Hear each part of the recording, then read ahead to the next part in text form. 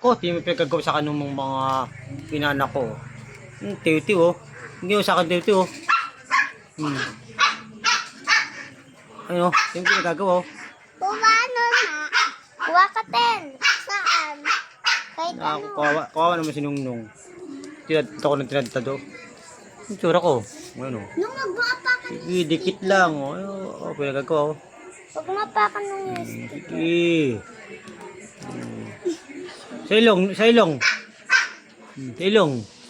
Nako, pwede dikit yung ilong ko. Yung pag maapak. Hindi ko minapak ka. Apak mo kasi. Wala pa lang naman. Hindi ko minapak ka.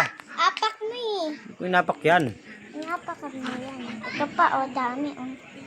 Oh, apak. Ha? Lagay natin.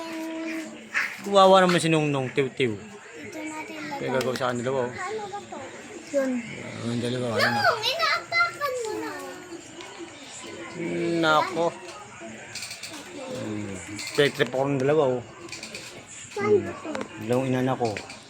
Konti na Ayan. lang. Last one na to. Hindi naman praktisan. Tato daw, tato. Tato. Naku, wala na paglagyan. Wala na tayo. Yan. Dikit mo maayos. Ano magdikit? Lagay mo sa mata. Ito. Ah, sa mata. Yun! Ano, meron pa dito isa. Sa mata! Huwag sa mata. Ito, ayun, dyan. Diyan.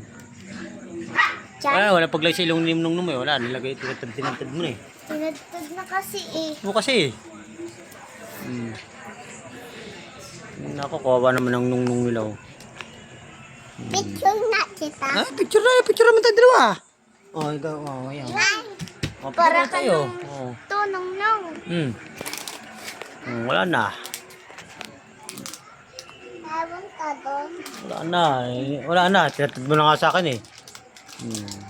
Mawa naman si Nungnung nila. Pinagpraktisan.